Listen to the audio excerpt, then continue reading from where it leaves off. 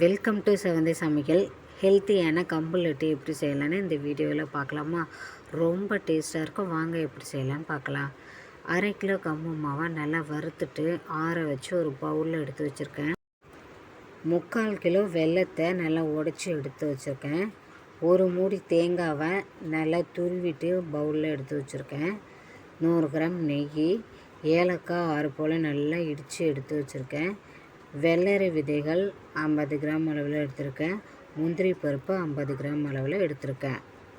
அடுப்பை பற்ற வச்சு ஒரு பேனை வச்சுக்கிறேன். பேன் லைட்டாக நல்லா ஹீட் ஆனதும் துருவின தேங்காவை சேர்த்துட்டு நல்லா ட்ரை ரோஸ்ட் பண்ணிக்கலாம். அந்த ஈரப்பதம் போகிறது வரைக்கும் நம்ம நல்லா மிக்ஸ் பண்ணிக்கலாம் ஃப்ரெண்ட்ஸ். உங்கள்கிட்ட டெசிகேட்டட் கோகோனட் இருந்தாலும் நீங்கள் அதுவே யூஸ் பண்ணிக்கலாம். என்கிட்ட இல்லை, அதனால் நான் துருவிட்டு வறுத்து எடுத்துக்கிறேன். இந்த அளவுக்கு நல்லா வறுத்து எடுக்கணுங்க ஃப்ரெண்ட்ஸ். ஈரப்பதம் நல்லா போகணும், அப்போ தான் லட்டு கெட்டு போகாமல் இருக்கும். அதுக்காக தான் நம்ம ட்ரை ரோஸ்ட் பண்ணுறோம். இப்போ ஒரு பாத்திரத்தில் 3/4 கிலோ வெல்லத்தை நல்லா இடித்து சேர்த்துட்டு 1.5 டம்ளர் அளவு தண்ணி சேர்த்துக்கலாம்.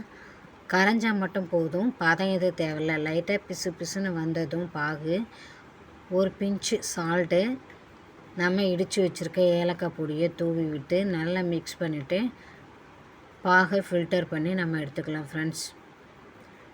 இப்போ நல்லா ஃபில்டர் பண்ணி எடுத்துக்கலாம். அப்போ தான் ஏதாவது கப்பிகள் இருந்தாலும் தூசிகள் இருந்தால் போயிடும்.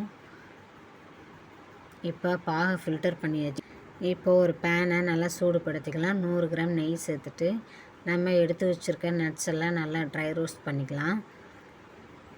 கோல்டன் ப்ரௌன் ஆகிறது வரைக்கும் நம்ம நல்லா மிக்ஸ் பண்ணி விட்டுடலாம் ஃப்ரெண்ட்ஸ். ட்ரை ரோஸ்ட் பண்ண கோகோனட்டையும் சேர்த்துக்கலாம், நட்ஸையும் சேர்த்துக்கலாம். சேர்த்துட்டு பாகு கொஞ்சம் கொஞ்சமாக சேர்த்துட்டு ஒரு கரண்டியை வச்சு நல்லா மிக்ஸ் பண்ணிக்கலாம். கரண்டியை வச்சு மிக்ஸ் பண்ணிக்கலாம். சூடு தாங்கிறது வரைக்கும் நம்ம கரண்டியை வச்சு மிக்ஸ் பண்ணிக்கலாம். அப்புறமா கையால் நல்லா மிக்ஸ் பண்ணிக்கலாம். இப்போ பாகு சேர்த்தாச்சு. கை வச்சு நல்லா சூடு ஆனதுக்கப்புறமா இது போல் பிடிச்சி எடுத்துக்கலாம். உருண்டை பிடிக்க இது போல் வரணும், அப்போ தான் கரெக்டான ரேஷியோ. இப்போ பால்ஸை உருட்டியாச்சு.